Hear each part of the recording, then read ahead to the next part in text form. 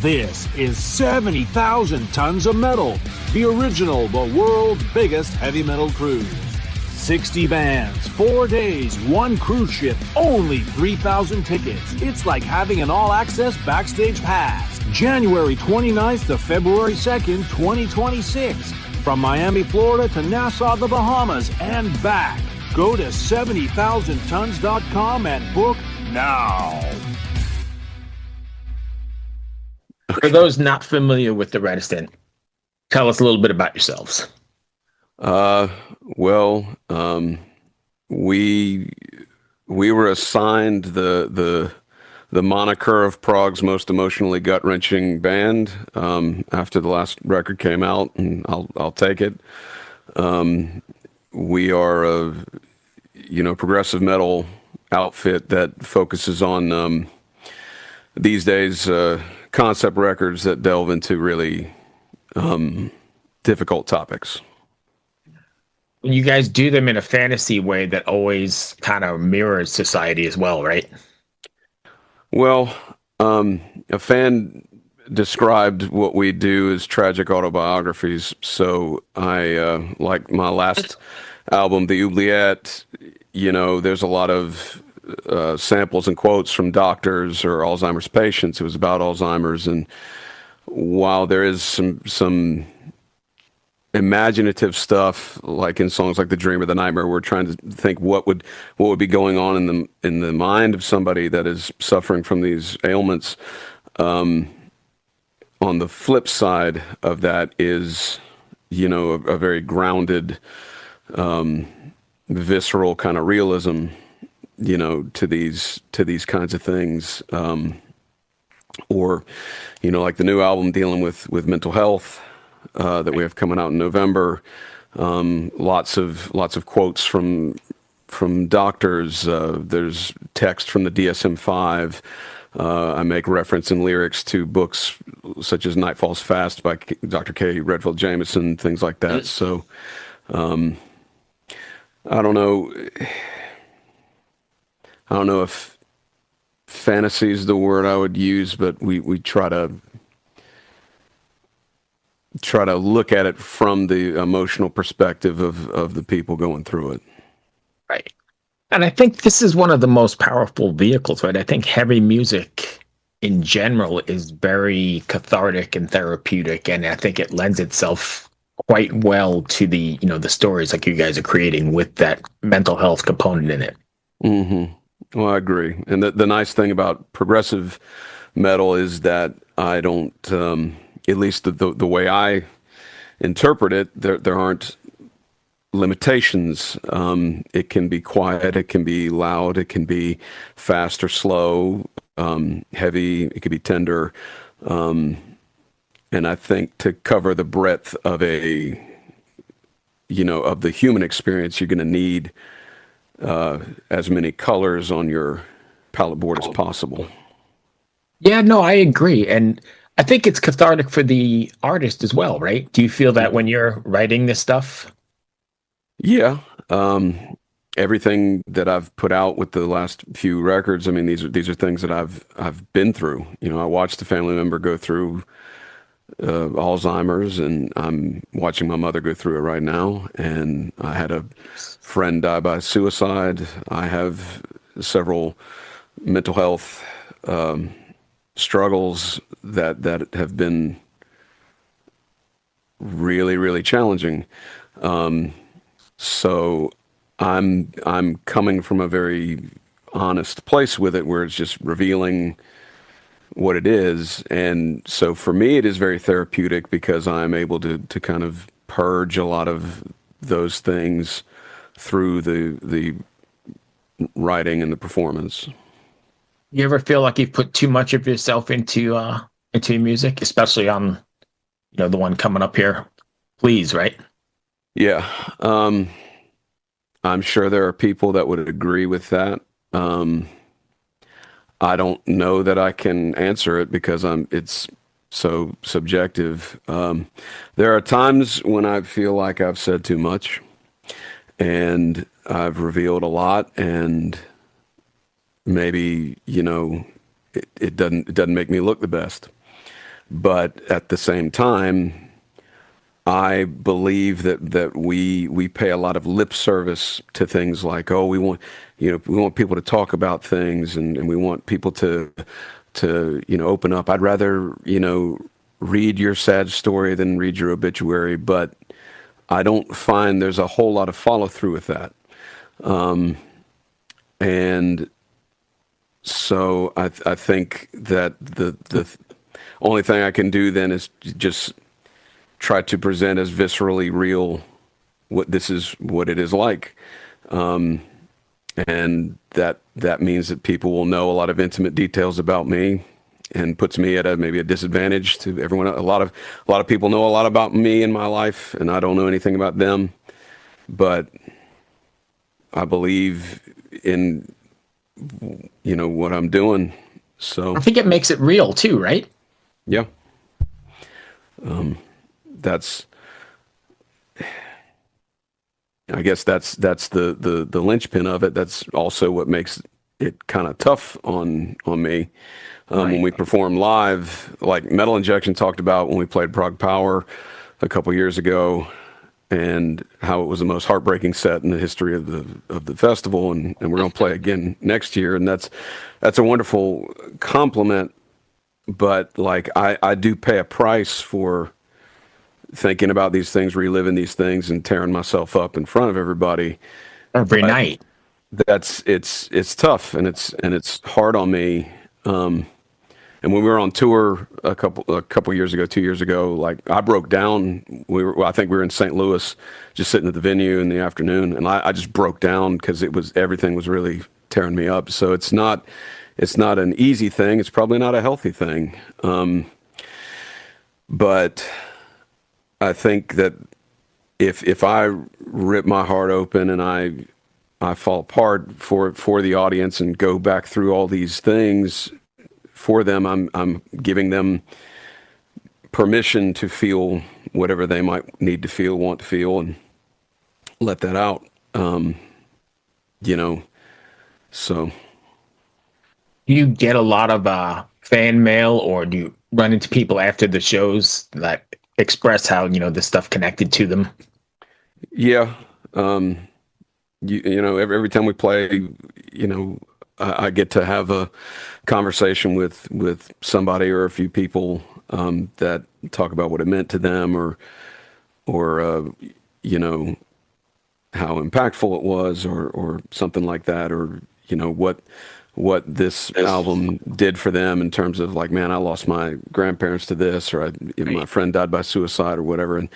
And we get, and it's not like I'm getting like 500 emails a day from people, but we get regularly, messages at the website, or comments online, or messages to the Instagram or whatever. Just people just sharing their stories, or talking about what it meant to them.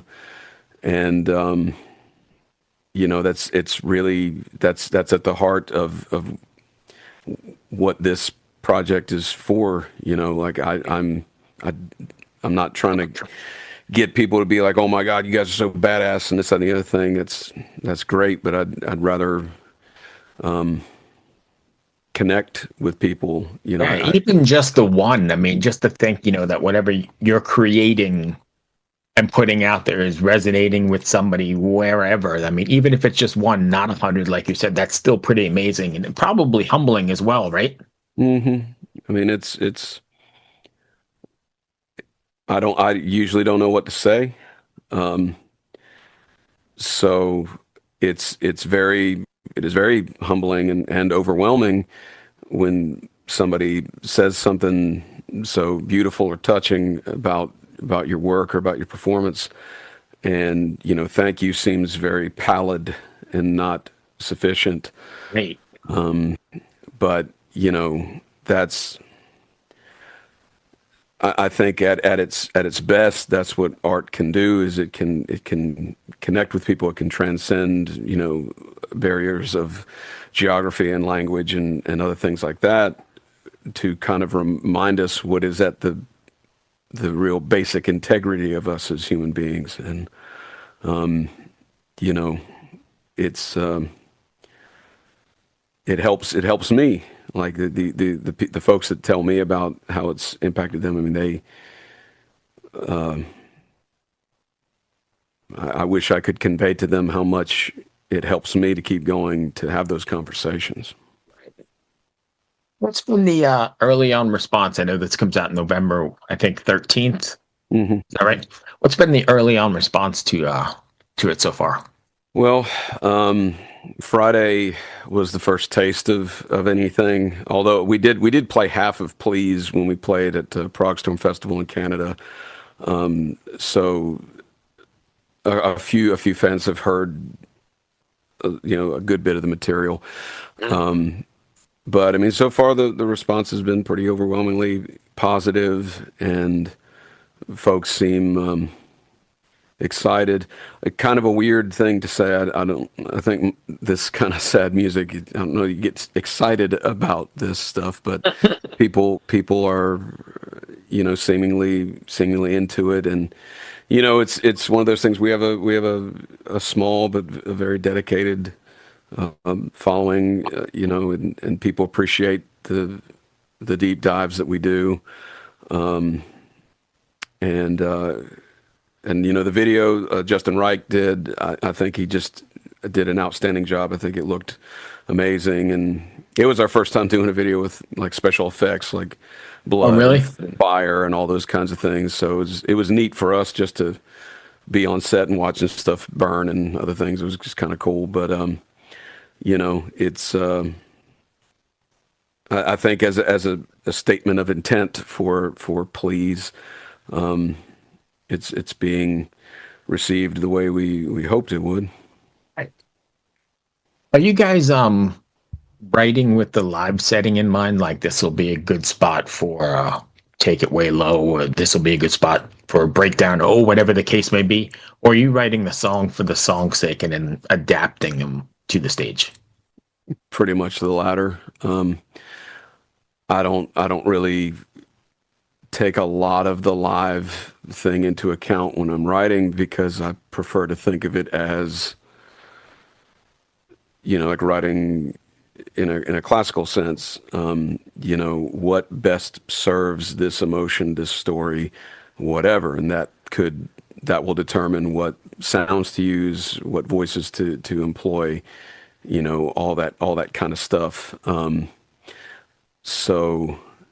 And the nice thing is my friend Phil, he sings for a band called No Spoon, who my lead guitarist also plays in that band.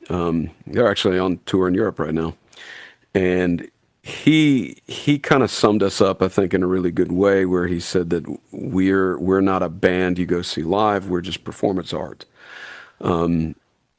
Like our Prague Power performance, we played for an hour. And we got to the very last song. By the time we were at the very last song, you could hear a pin drop.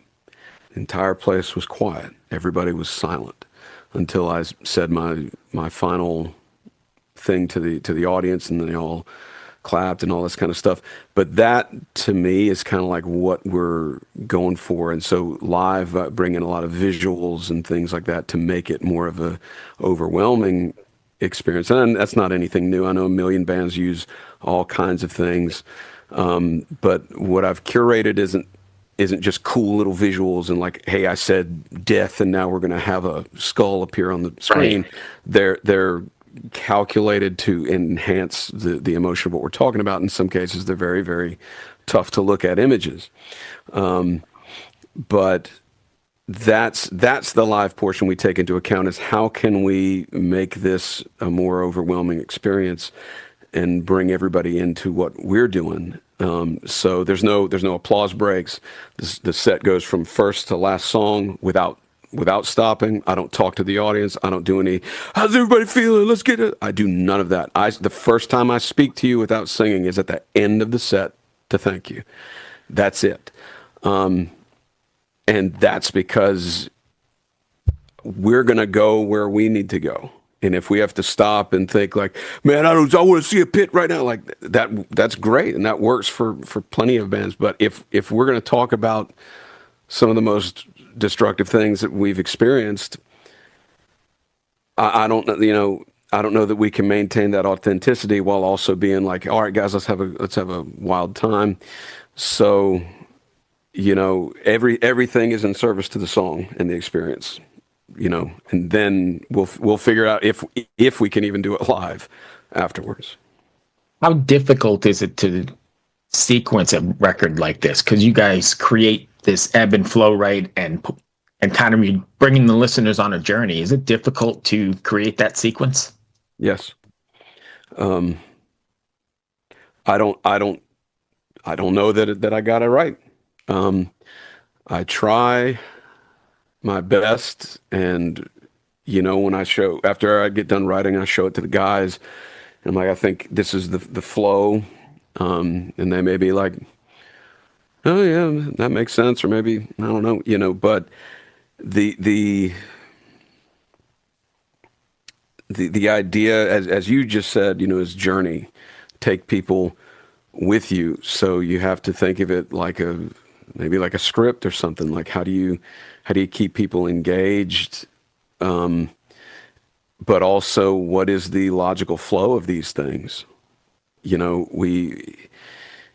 we were just writing 6 songs, 10 songs, whatever, and all right, well, let's start with the banger up front, and then we'll do this, and we'll bring it down by the 4th song, and then we'll have another high energy one right after that. So we have this good flow to everything.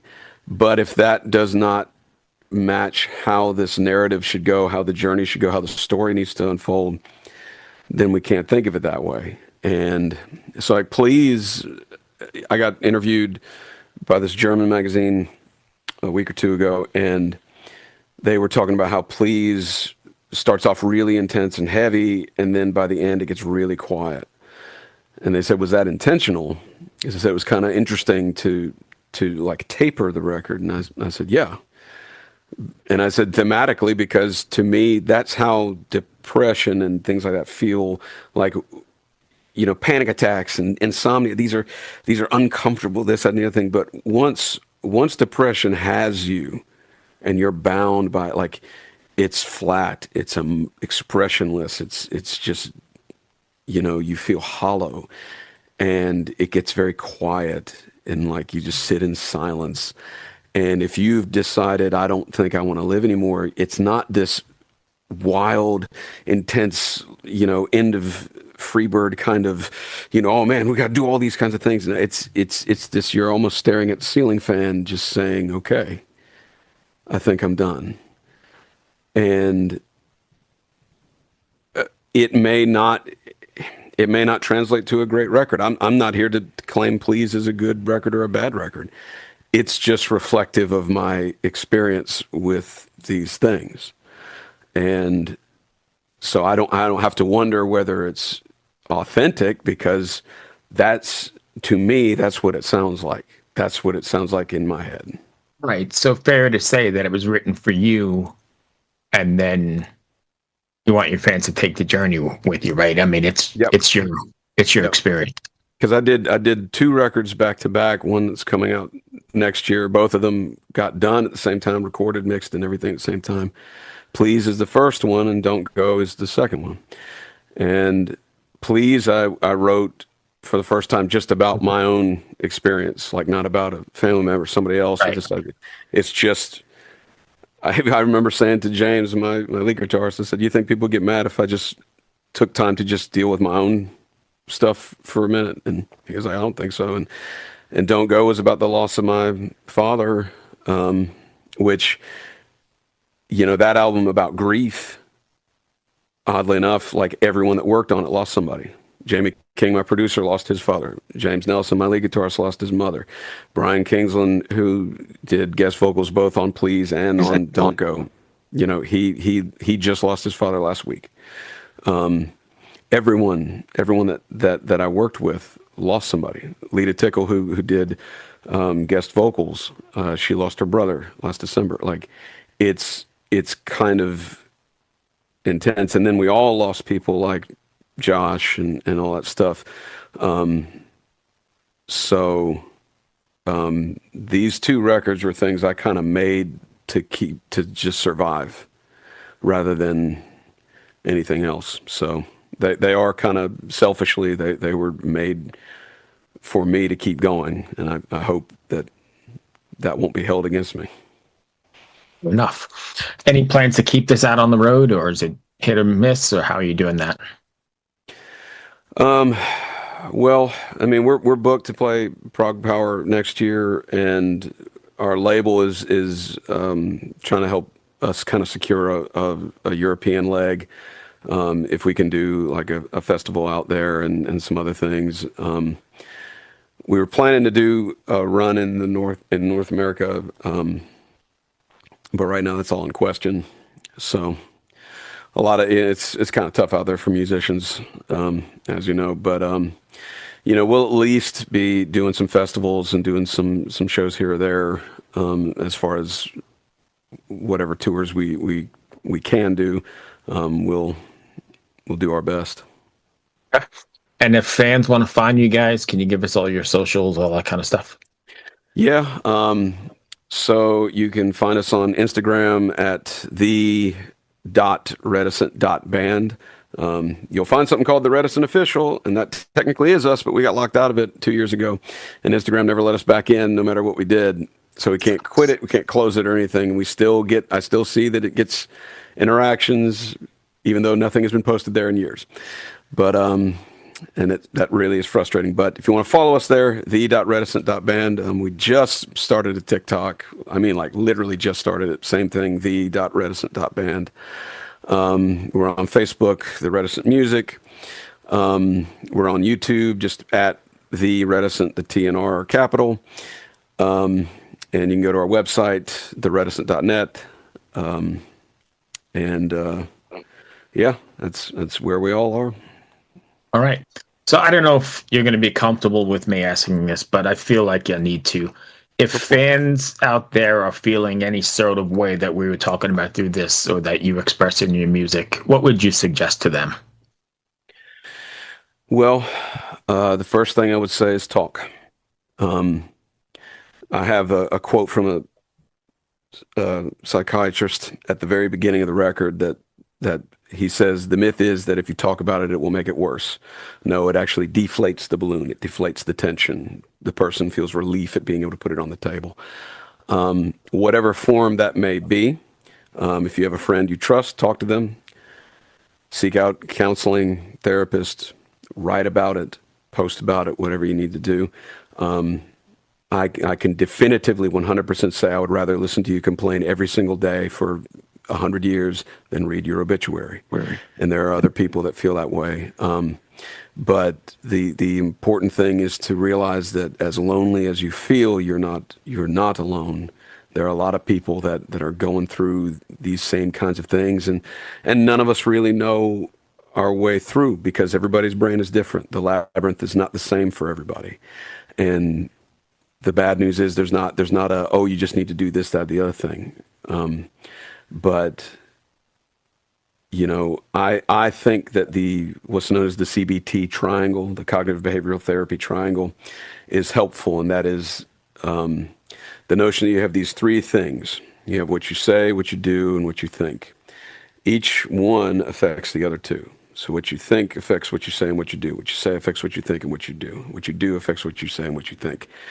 And so being cognizant of that, kind of understanding how you are looking in the mirror, and understanding your own struggles are important, and that's actually where the talking can help. I wish I had you just need to do X, Y, and Z. Some people find great relief through medication. Some people it makes it worse. Some people find the perfect therapist. Some people take years to find somebody they can trust. Some people love to write poetry. Some people hate writing. I think that the thing to do is just don't fall into the riptide of the depression where it just pulls you down and you become inactive. So talk, do, write, all that kind of stuff. And, you'd be surprised how many people actually do get it. And almost certainly when your brain tells you you're not worth anything, it's lying to you.